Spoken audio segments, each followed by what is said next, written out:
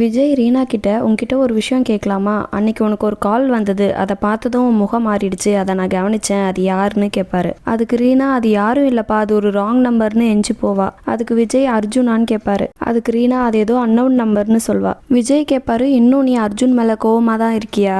முதல்ல நீங்க சண்டை போட்ட போது ஒரு முக்கியமான விஷயம் சொல்லிட்டான்னு கோவப்பட்ட, இப்ப சொல்லலன்னு கோவப்படுற. எனக்கு என்னவோ இந்த வாட்டி அர்ஜுன் மேலே தப்பு இல்லைன்னு தோணுது. நீ கோமால இருக்கும் போது உண்மையிலேயே அவன் தவிச்சிட்டான், அதை நான் பார்த்தேன், அது உனக்கு தெரியாதுன்னு சொல்வார். அதுக்கு ரீனா அர்ஜுனோட ஸ்ட்ரகிள் எதுவும் எனக்கு தெரியாது, அதே மாதிரி என்னோட ஸ்ட்ரகிள் பெயின் எதுவும் அவனுக்கு தெரியாது. நீங்கள் இப்படி பேசுவீங்கன்னு நான் எதிர்பார்க்கவே இல்லை.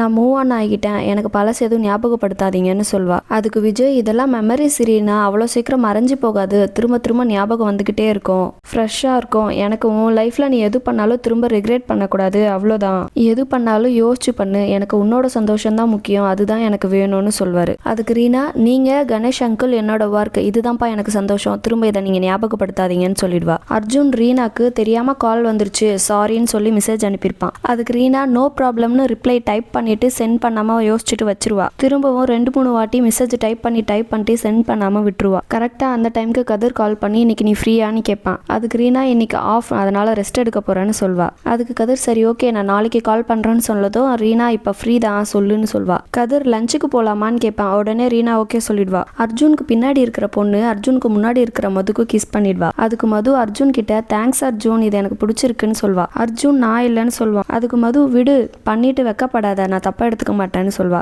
அர்ஜுன் திரும்ப நான் இல்லைன்னு சொல்வான். அதுக்கு மது சரி நான் நம்பிட்டேன், ஆனாலும் இது எனக்கு பிடிச்சிருந்ததுன்னு சொல்வா. அர்ஜுன் அது நான் இல்லைன்னு கெஞ்சிட்டு இருப்பான். அப்ப அவங்க மேம் பார்த்துருவாங்க.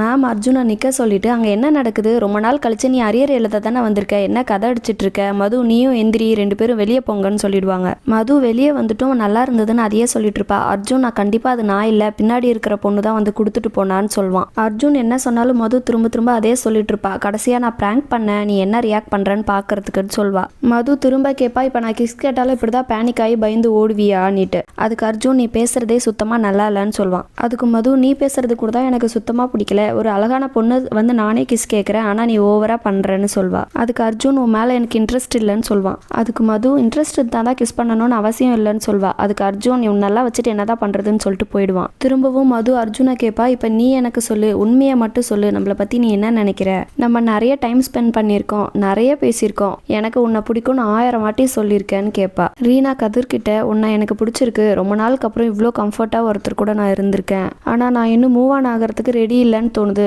இது உன்னோட தப்பு எதுவும் இல்லை, இது எல்லாமே நான் தான், எனக்கு கொஞ்சம் டைம் வேணும், இதை அவசரப்படுத்த விரும்பலன்னு சொல்வா. மது அர்ஜுன் கிட்ட நீ திரும்ப திரும்ப பாஸ்ட் அந்த ஒரே வார்த்தையை தான் சொல்லிட்டு இருக்க, அந்த பாஸ்ட் உன் வாழ்க்கையை நிறுத்துது, அது உனக்கு புரியலையா, இதையெல்லாம் கடந்து போக நீ தான் ட்ரை பண்ணணும்னு சொல்வா. அதுக்கு அர்ஜுன் இல்ல மது, நான் மூவ் ஆன் ஆக ட்ரை பண்ணிட்டு தான் இருக்கேன், மூவ் ஆன் ஆகுறதுனா என்ன, உடனே இன்னொரு ரிலேஷன்ஷிப்குள்ள போறதா, அது கிடையாது, எது நடந்தாலும் நேச்சுரலா நடக்கணும்னு சொல்வான். இங்க ரீனா எதுவும் ஃபோர்ஸ் பண்ண வேணாம், ஆர்கானிக்கா இருக்கட்டும்னு சொல்வா. இங்க அர்ஜுன் மது கிட்ட உன் எனர்ஜி எனக்கு பிடிக்கும், நீ பேசுற விதம், நீயா இருக்கிறது, இதெல்லாம் எனக்கு பிடிக்கும், ஆனா நான் ரீனாவை மறக்கணுங்கிறதுக்காக உன் கூட இருக்கக்கூடாது இல்ல, அது நான் உனக்கு செய்யற துரோகம், நீ திரும்ப திரும்ப இதை பத்தி என்கிட்ட பேசாத, நம்ம ஒரு ஃப்ளோல போலாம், அதுக்கப்புறம் என்ன நடக்குதோ பாத்துக்கலாம்னு சொல்வான். இங்க கதிர் ரீனா கிட்ட நம்ம இப்படி இருக்கிற ரிலேஷன்ஷிப்க்கு பேர் என்னன்னு கேட்பான். அதுக்கு ரீனா எதுக்கு பேர் வச்சுட்டு, ப்ரெஷர் வேண்டாமே, நேச்சுரலா க்ரோ ஆகட்டும், எது வரைக்கும் போதோ போகட்டும், பார்க்கலான்னு சொல்வா. இங்க மது அர்ஜுன் கிட்ட இந்த ஒரு வாட்டி விடுறேன், இதே மாதிரி எல்லா வாட்டியும் இருக்க மாட்டேன், ஆனா ஒரு நாள் பாரு நீ என்ன லவ் பண்ணிருவேன்னு சொல்வா.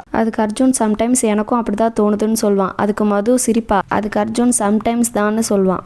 ஃபைனலாக ரீனா அர்ஜுனுக்கு மெசேஜ் அனுப்பிடுவா. அவனும் பார்த்துருவான். ஹாஸ்பிட்டலுக்கு ஒரு சீரியஸ் கேஸ் வரும். நடந்துட்டு இருக்கும் போதே திடீர்னு மயங்கி விழுந்துட்டாருன்னு சொல்லிட்டு அமலாவும் ராகவும் தான் அந்த பேஷண்ட்டை பார்ப்பாங்க. அந்த பேஷண்ட்டை என்னாச்சுன்னு கேட்டால் நெஞ்சு வலிக்குதுன்னு சொல்வார். அமலா ராகவ் கிட்ட ஆன்ஜியோ பண்ணணும்னு சொல்வா. அதுக்கு ராகவ் ஃபேமிலி கிட்ட இன்ஃபார்ம் பண்ணிடுங்க, ப்ரொசீஜரை ஸ்டார்ட் பண்ணுங்கன்னு சொல்வான். அமலா அந்த பேஷண்ட்டை செக் பண்ணிட்டு அட்டெண்டர் கிட்ட சொல்வாங்க, அவருக்கு 4 பிளாக்ஸ் இருக்கு, அதில் மேஜரான 2 பிளாக்ஸ் ஸ்டண்ட் வைக்க போகிறோம், நீங்கள் கரெக்டான டைமுக்கு கொண்டு வந்து சேர்த்துருக்கீங்க, ஒன்றும் பிரச்சனை இல்லை, பார்த்துக்கலான்னு சொல்வா. ஆப்ரேஷனையும் நல்லபடியா முடிச்சிருவாங்க. அட்டெண்டர் அப்பா எப்படி இருக்காருன்னு கேட்பாங்க. அதுக்கு அமலா இப்போதைக்கு ஸ்டேபிளா தான் இருக்காங்க, 2 டேஸ் அப்சர்வேஷன்ல வைக்கணும், அப்புறம் தான் டிஸ்சார்ஜ் அப்பன்னு முடிவு பண்ண முடியும்னு சொல்வா. அதுக்கு ராகவ் இப்போதைக்கு ஐசியூல இருக்காரு, இன்னும் கொஞ்ச நேரத்துல நார்மல் வார்டுக்கு ஷிஃப்ட் பண்ணிடுவோம், அப்புறம் நீங்க போய் பார்க்கலாம்னு சொல்வான். அப்ப கரெக்டா ரதிமம் வந்து ஆப்ரேஷன் எப்படி போச்சுன்னு கேட்பாங்க. அதுக்கு அமலா ஆல் குட்னு சொல்வா. அதுக்கு ராகவ் ஆல்ரெடி அவரை 2 டேஸ் அப்சர்வேஷன்ல வைக்க போறோம், அதை மட்டும் எக்ஸ்டெண்ட் பண்ண முடியுமான்னு கேட்பான். ரதி எதுக்குன்னு கேட்பாங்க. அதுக்கு ராகவ் இது ஒரு நல்ல சான்ஸ் மேம், அந்த பேண்ட் ரக யார் உள்ள கொண்டு வரான்னு கண்டுபிடிக்கிறதுக்கு இது ஒரு நல்ல ப்ராசஸ், ப்ராசஸாக இருக்கும்னு சொல்லுவான். அதுக்கு ரதி எந்த காரணமும் இல்லாமல் ஒரு பேஷண்ட்டை நம்ம வச்சுக்க கூடாது, அதுவும் நம்மளோட பர்பஸ்க்காக கண்டிப்பாக பண்ணக்கூடாதுன்னு சொல்லுவாங்க. மானசா இங்கே என்ன இஷ்யூன்னு கேட்பாங்க.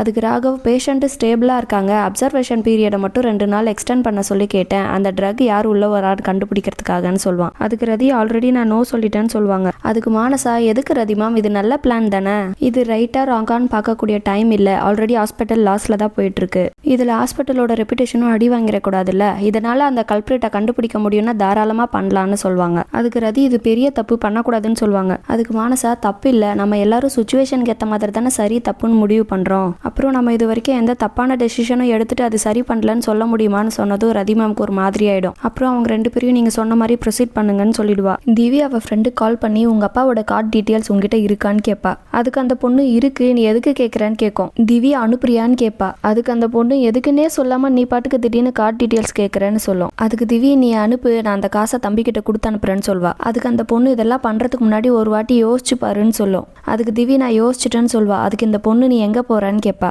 அதுக்கு திவி இப்போ நான் சொல்ல முடியாது, நீ கார்டு டீட்டெயில்ஸ் மட்டும் கொடுன்னு சொல்வா. அப்போ கரெக்டாக சித் வந்து என்ன பண்ணுறேன்னு கேட்பான். திவி சித் கிட்ட நான் உங்ககிட்ட ஒன்று சொல்வேன் கேப்பியா, யார் இருந்தாலும் இல்லைனாலும் நம்ம தான் நம்மளை பார்த்துக்கணும், நீ தான் உன்னை பார்த்துக்கணும்னு சொல்வா. அதுக்கு சித் நீ ஏன் இப்படி பேசுறேன்னு கேட்பான். அதுக்கு திவி இண்டிபெண்ட்டாக இருக்கிறது தான் எப்பவுமே நல்லது, நம்ம தான் நம்மளை பார்த்துக்கணும்னு சொல்வா. சித் நீ பேசுறது புரியவே இல்லைன்னு சொல்வான். அதுக்கு திவி ஒரு நாள் புரியும்னு சொல்வா. என்னக்கா வளர்றேன்னு அவன் கேட்பான். ஒன்றும் இல்லை நீ தூங்குன்னு சொல்லிடுவா. திவி அவள் ஃப்ரெண்டுக்கு கால் பண்ணி உங்கள் அப்பா வீட்டில் இருக்காரான்னு கேட்பா. அதுக்கு அந்த பொண்ணு ஆமாம் இருக்காருன்னு சொல்லும். அதுக்கு திவி அவரோட ஃபோனில் நான் புக் பண்ண மெசேஜ் வந்திருக்கோம், அதை டெலீட் பண்ணுன்னு சொல்வா. திவி ஃப்ரெண்டு எங்கே போகிறனாச்சும் சொல்லுன்னு கேட்கும். அதுக்கு திவி சொல்ல முடியாது, நான் உன்கிட்ட சொன்னேன்னா அதை வச்சு என்னை கண்டுபிடிச்சிருவாங்க, நீ ஒன்றும் கவலைப்படாத, எனக்கு எதுவும் ஆகாது, நான் சேஃபாக தான் இருப்பேன், நான் எல்லாத்தையும் பிளான் பண்ணிட்டேன், நீ யார்கிட்டயும் சொல்லாதன்னு சொல்வா. கரெக்டாக அந்த டைமுக்கு திவி ஃப்ரெண்டோட அப்பா வந்து என்ன பண்ணிட்டு இருக்கேன்னு கேட்பாரு. அதுக்கு அந்த பொண்ணு ஒன்றும் இல்லைன்னு சொல்லும். அவங்க அப்பா ஃபோனை வாங்கி செக் பண்ணிட்டு என்ன பண்ணிட்டு இருந்த சொல்லுன்னு கேட்பாரு. அதுக்கு அந்த பொண்ணு சிரிச்சுட்டு போயிடும்.